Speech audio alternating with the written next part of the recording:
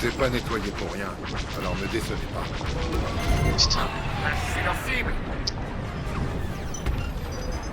Missile derrière vous. Rayon tracteur en charge. 34%. Courage. Nous sommes les pilotes de la Nouvelle République. Je subis des tirs Il est où? nourris. Il y a un caillou là, bon, je veux bien, mais... J'ai plus de bouclier.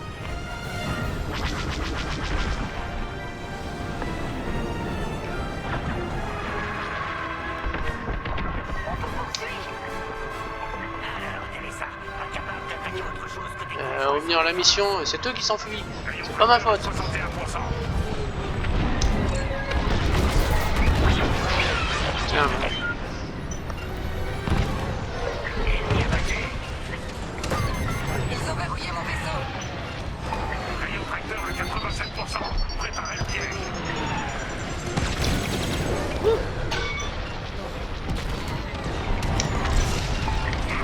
Ça va laisser des traces. tiens. Wow.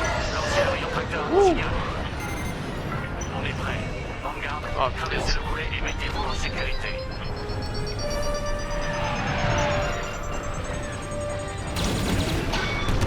Pas juste. Ne laissez pas le choix, Teresa. Maintenant. Quoi? Ah, le scan a marché, Titan. L'ordinateur de bord de ce convoi contenait le secteur et le système que nous recherchions. Ok. Ils sont exactement où nous voulions qu'ils soient. C'est bien, tout le monde est content. Les impériaux sont contents, les rebelles sont contents.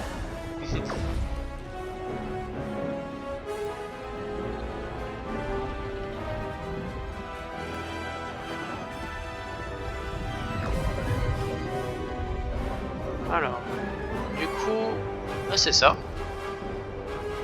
C'est un rayon tracteur de destroyer. Ah oui, et puis là, c'est pas cool hein. L'overseer pour un saut en hyperespace. On ne peut pas sauter aussi vite.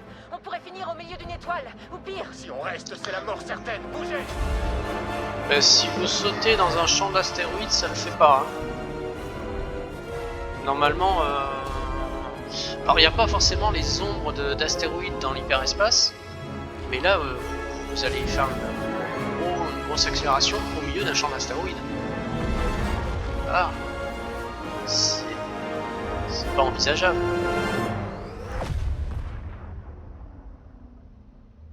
Ah ouais, vous êtes mort. Normalement, vous êtes mort. Ah, ben voilà, je cherchais une illustration pour l'hyperespace. Il a pulvérisé Ben, j'ai trouvé l'overseer comme un lotras. l'exemple de ce qu'il faut pas faire en fait. Ces maudits impériaux vont nous payer. Donc, à savoir, On pourrait pas ne construire tentez une pas un étoile de passage la en mort hyperespace infinie. dans un champ d'astéroïdes. Jamais, vous allez mourir. Faites pas ça. Où qu'ils aient sauté, aucun Ah, vaisseau merde alors, je ne revient m'attendais pas à après ça. celle-là. Espérons-le.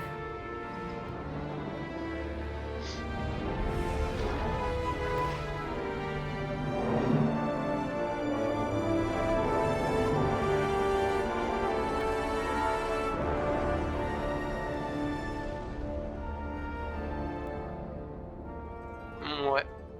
Bon, maintenant je vais vous parler de l'hyperespace et ça sera beaucoup mieux. Ah, j'ai tout. Masterclass. Allez, on va parler de l'hyperespace et comme il faut. Et non, ne faites jamais un passage en hyperespace dans un champ d'astéroïdes. Vous êtes mort si vous faites ça. Allez, c'est parti. Je vais lancer l'enregistrement.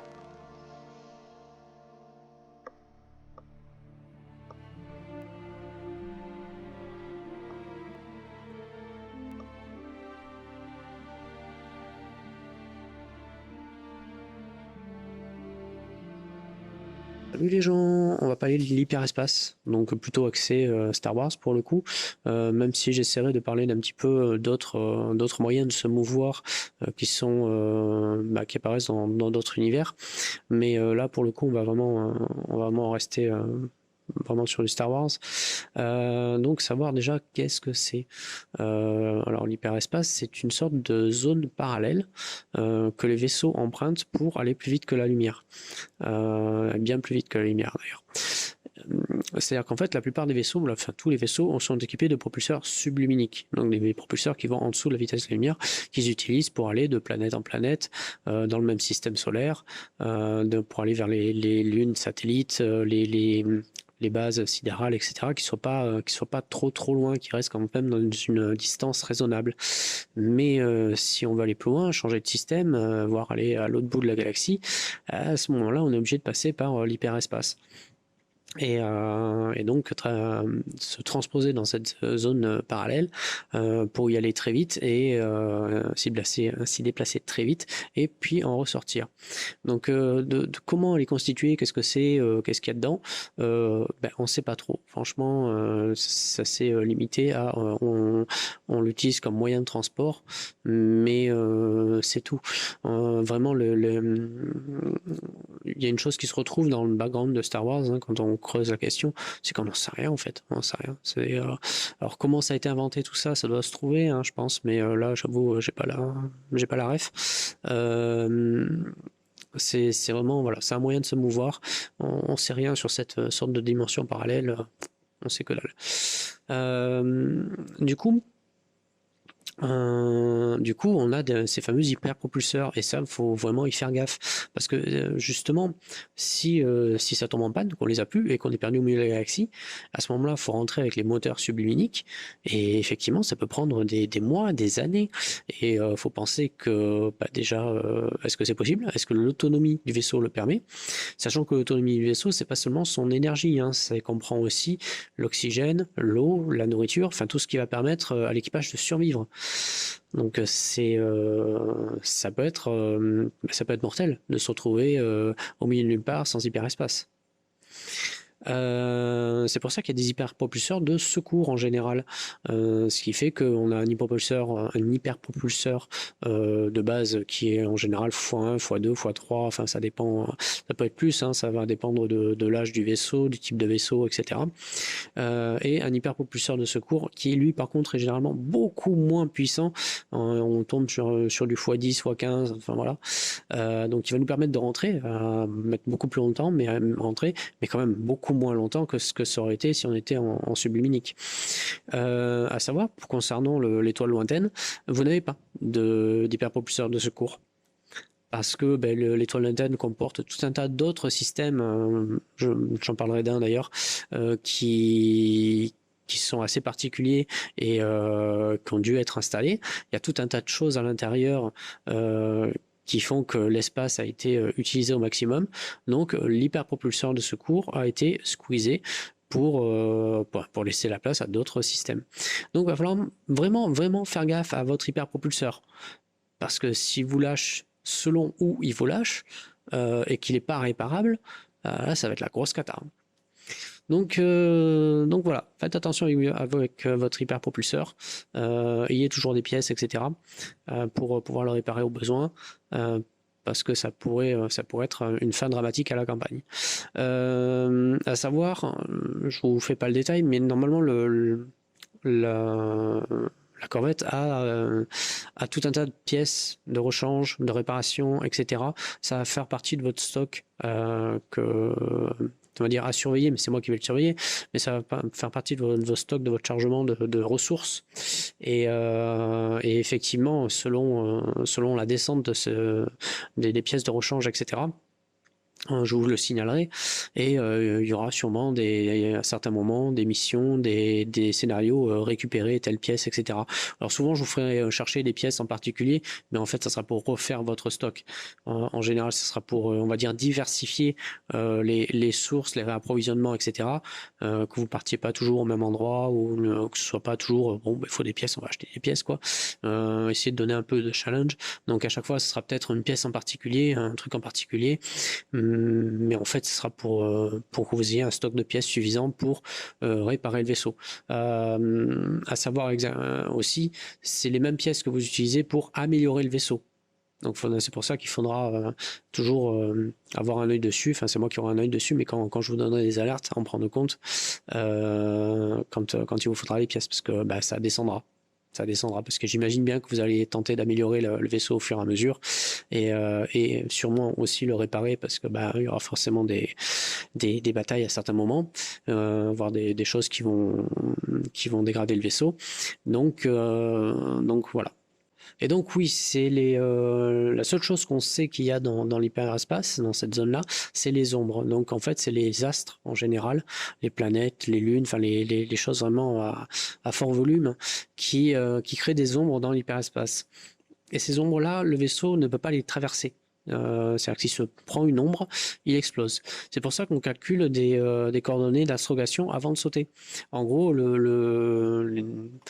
on va d'abord calculer le chemin qu'on va prendre dans l'hyperespace avant de s'y lancer. Parce qu'une fois que c'est lancé, voilà, on touche plus à rien. Le vaisseau, il fait tout seul. Il n'est pas question de piloter dans l'hyperespace. Je salue le bon souvenir de nos premières parties quand on était jeune et qu'on n'avait pas tout compris encore. On s'amuse à faire des dérapages en hyperespace. Ça n'existe pas. Ce n'est pas possible. Voilà. C'était bien pour le délire à l'époque, mais bon, maintenant on a grandi et on sait, on va dire, on a un degré de réalisme, surtout dans la campagne Nax Rider, qui est vraiment quelque chose de sombre et réaliste. Voilà, on va pas s'amuser à des choses comme ça. Donc on ne refait pas des coordonnées en plein vol hyperespace. Chaque fois, il faut sortir pour vraiment refaire des coordonnées. Du coup, calculer ces coordonnées, c'est important parce que sinon, on peut aller à la catastrophe. Donc, comme l'explique en fait Yann Solo à Luke Skywalker, calculer ces coordonnées, c'est pas très simple. Et il faut pas se louper parce que sinon, on risque de se prendre quelque chose. Et c'est mortel parce qu'on a le vaisseau qui va se prendre quelque chose comme un mur à pleine vitesse et encore une fois dans une dimension parallèle qu'on ne connaît pas en fait, dont on connaît pas la physique, etc. Du coup, ça marche comment? Alors, il n'y a pas de détail précis du calcul à effectuer, mais on peut en avoir une certaine idée.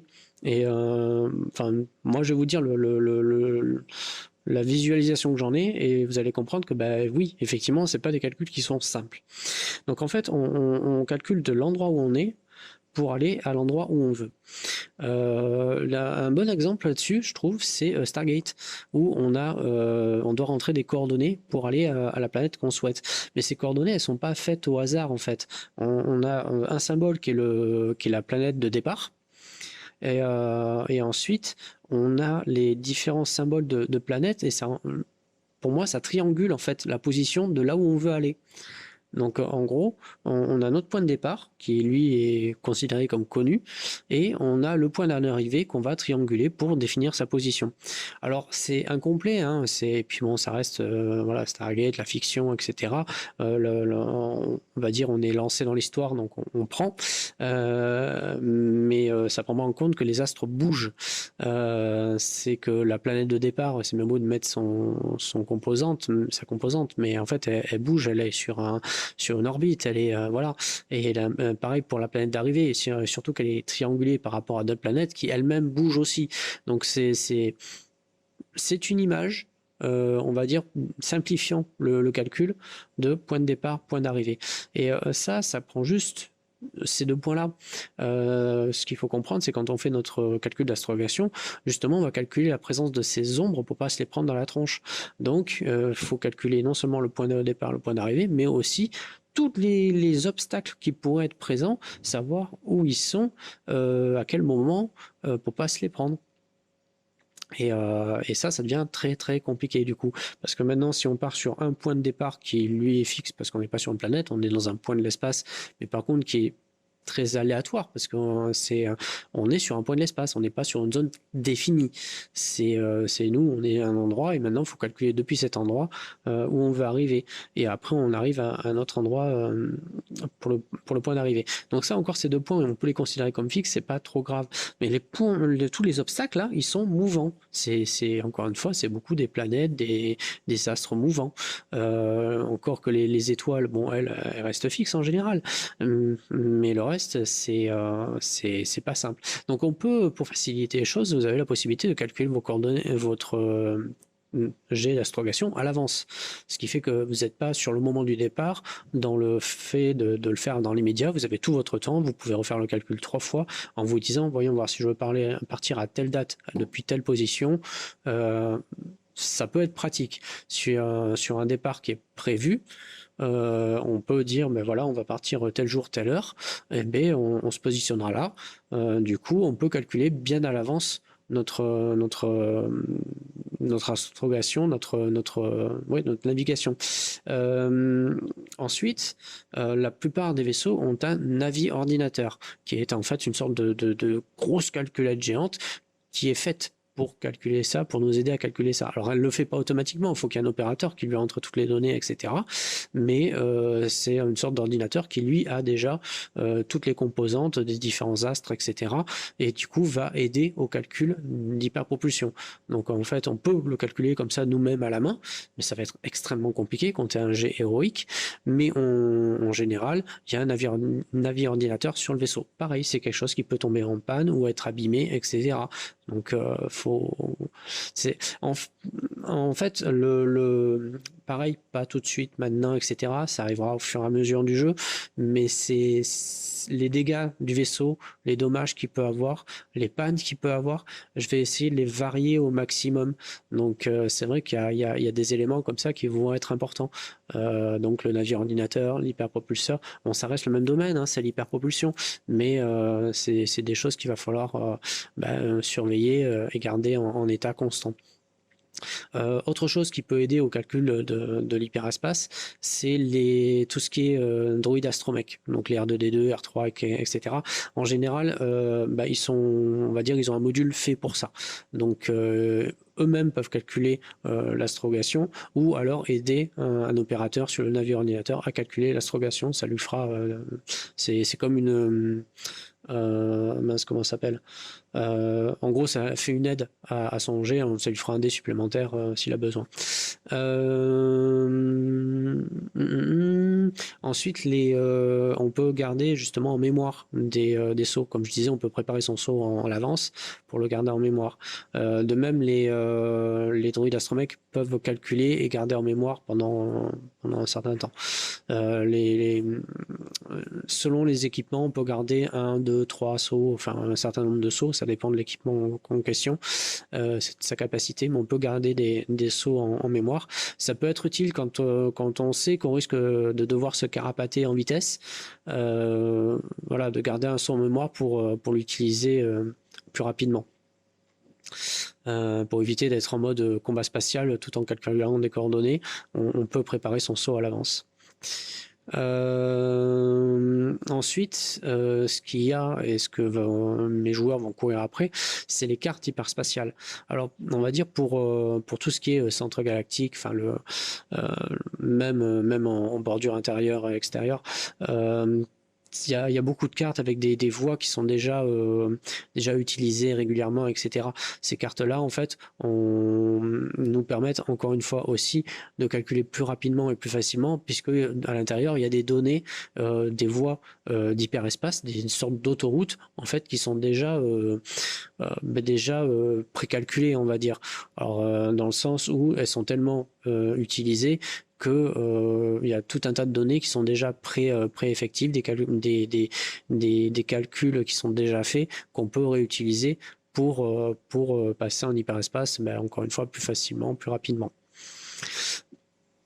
Et là où je dis que ça va être compliqué pour mes joueurs, c'est qu'ils arrivent justement dans une zone spatiale qui est beaucoup plus éloignée, qui commence à être peu connue. Là, ils sont encore sur le dernier reste d'une route commerciale qui est encore un peu connue, mais très vite, ils vont devoir aller sur des routes peu connues et avec très peu de monde qui aurait ces coordonnées.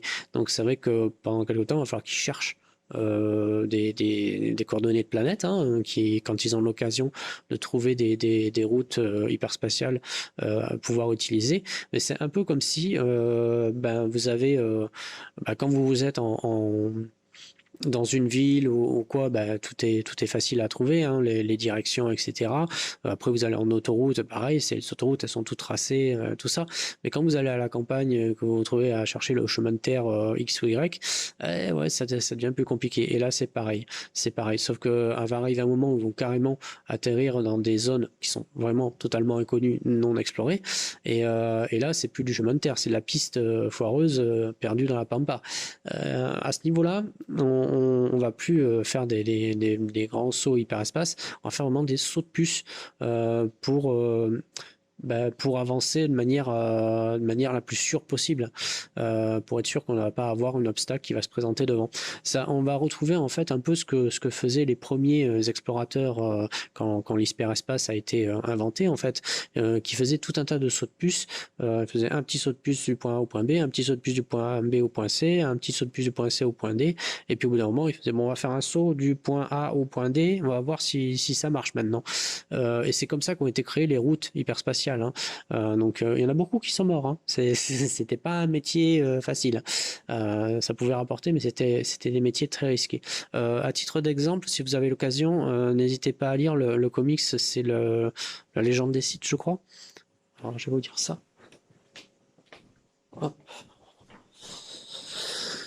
L'âge d'or des Sith, l'âge d'or des Sith où on suit des personnages qui font justement ce métier-là de trouver des routes hyperspatiales, et c'est assez intéressant du coup de découvrir ça, et effectivement mes joueurs, quand ils vont arriver vraiment dans des zones qui sont totalement inconnues, où ils n'auront pas les coordonnées, rien du tout, c'est à eux, ça va être à eux de le faire. Donc là ça devient très très compliqué et très risqué. Alors quand je dis c'est dangereux, on n'est pas sans protection non plus, hein, surtout à l'époque où vous êtes, à la période où vous êtes, il y a des systèmes d'alarme et de sécurité. Donc en fait, un vaisseau qui est en hyperespace et qui a quelque chose sur sa trajectoire qui apparaît, va donner des signaux d'alarme à une certaine distance, hein. Il va pas dès le départ dire non mais je sais qu'il y a un truc là-bas. Non, il va être en hyperespace, il va détecter une ombre à une certaine distance. À ce moment-là, il va le signaler au niveau du cockpit. Donc on va dire l'opérateur, le pilote, le navigateur va voir ça, et normalement va réagir en sortant de l'hyperespace et en essayant de calculer, voir qu'est-ce que quoi. Du coup, si jamais l'opérateur ne réagit pas, c'est-à-dire qu'il y a le signal d'alarme, mais personne ne fait sortir l'hyperespace, le vaisseau en lui-même va sortir de l'hyperespace de lui-même. C'est un peu comme ça que fonctionnent aussi les croiseurs d'interdiction, qui déploient un système, alors je sais pas trop comment ça marche, mais qui crée une ombre en fait sur la trajectoire hyperspatiale des vaisseaux, et les oblige du coup à sortir de l'hyperespace. C'est des systèmes qui sont automatisés. Alors c'est pas le mieux, hein, vaut mieux que ce soit l'opérateur qui le fasse en avance, etc. Parce que en général on se retrouve quand même très très près de truc, hein, c'est un peu la dernière minute. Pensez, on est encore une fois à des allures phénoménales. Et puis en plus le navire, le vaisseau, quand il vous sort de l'hyperespace, et lui il regarde pas où il est, hein. C'est c'est pouf, t'es sorti. Alors si t'es sur une zone spatiale qui est censée être interdite, si t'es dans une sorte de géante gazeuse corrosive, lui il s'en fiche, hein, il te sort de l'hyperespace. L'avantage c'est que si on répond par rapport à l'alarme, on peut essayer de chercher rapidement à quel niveau il vaut mieux sortir de l'hyperespace. C'est peut-être un peu plus confortable, même si on n'a pas beaucoup de temps, que de sortir à la dernière minute, aller savoir où, dans quelles conditions. Dans les systèmes d'hyperespace, vous avez aussi les communications. Alors à savoir que la plupart des vaisseaux ne peuvent pas communiquer en hyperespace. Quand ils sont dans l'hyperespace, ils ne peuvent pas communiquer, il faut attendre qu'ils ressortent de l'hyperespace pour pouvoir communiquer avec d'autres.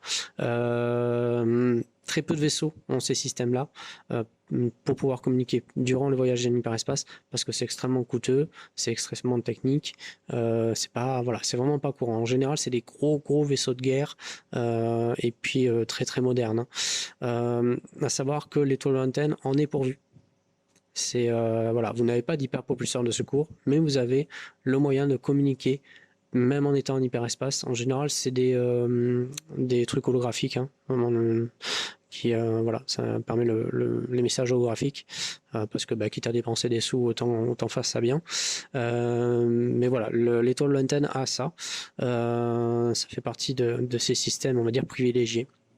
Alors je vais juste faire une petite annexe, on va dire, à savoir concernant les autres moyens de voyager rapidement dans l'espace, dans d'autres univers, pas forcément dans Star Wars, mais dans d'autres univers. On peut avoir Star Trek qui en explore 3. Les anciens Star Trek vont utiliser la relativité d'Einstein, c'est-à-dire la relativité du temps et de l'espace. En gros, ils vont faire coïncider le point d'arrivée avec le point de départ. Donc on va avoir cet effet de visuel d'ailleurs qu'ils ont utilisé d'étirement du vaisseau, où on a la proue du vaisseau qui va aller sur le point d'arrivée, tandis qu'on a toujours la poupe du vaisseau qui est sur le point de départ. Voilà, donc c'est le vaisseau qui fait une sorte de grand étirement qui va là-bas.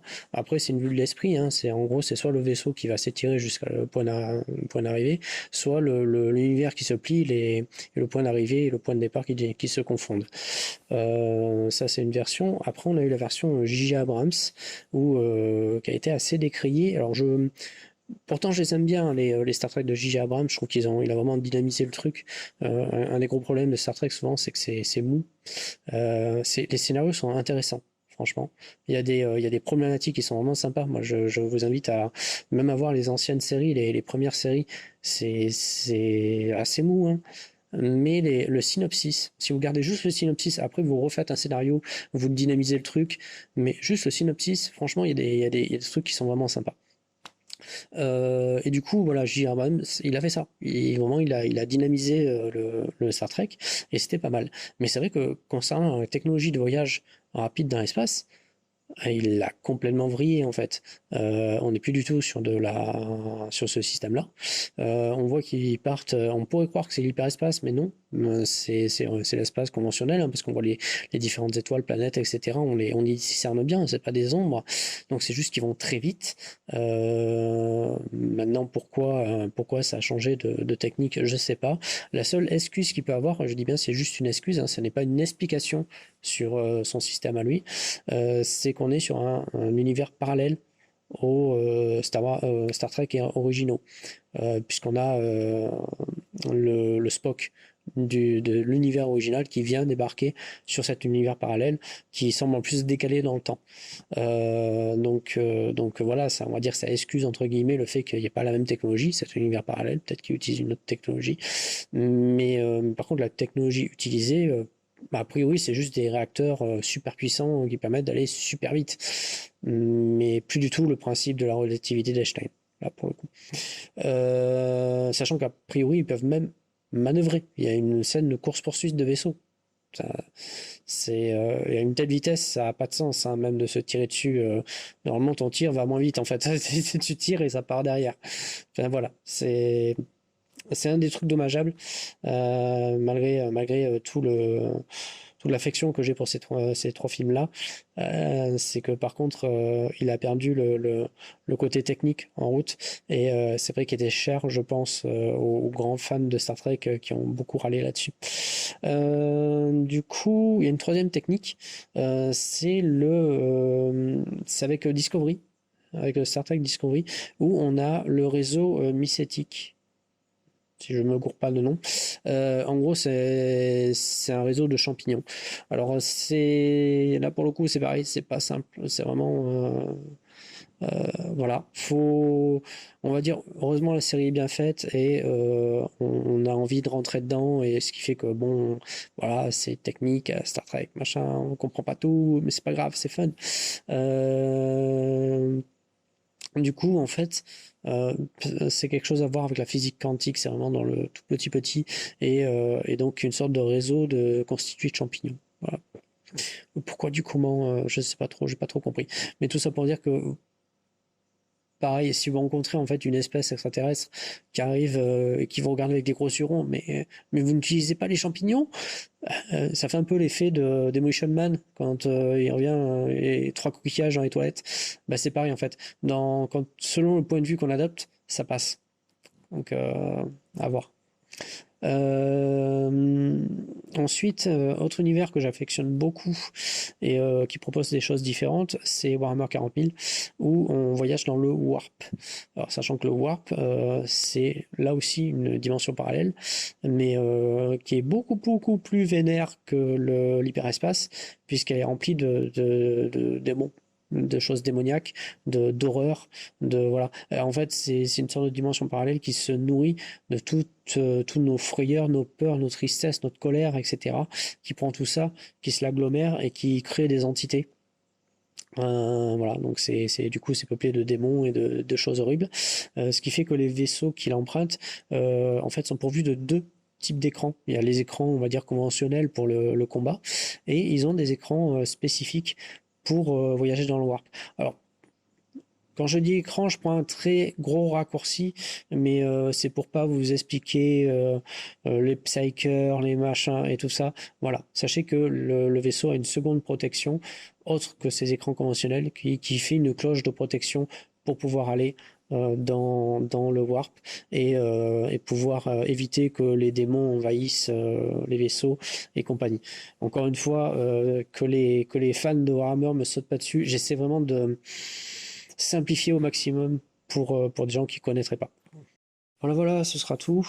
J'avais parlé rapidement des portails dans Mass Effect. On peut penser aussi au portail dans Stargate que j'avais évoqué aussi, où là il n'y a même pas besoin de vaisseau. Quoique il y a c'est Atlantis, où ils ont des navettes qui sont étudiées pour passer à l'intérieur des portes. Mais voilà. Après, on peut inventer tout un tas de systèmes différents. Encore une fois, juste veiller à ce que ça déséquilibre pas votre univers, mais par contre, effectivement, ça peut l'enrichir et comment dire, avoir une sorte de vision plus étendue, se dire mais voilà, l'univers est vaste. Il existe plein de choses différentes, etc. Voilà, le but est d'enrichir et pas déséquilibrer, et c'est vraiment là où le maître du jeu va devoir trouver justement le bon dosage. Allez, sur ce, ciao, à la prochaine, ciao.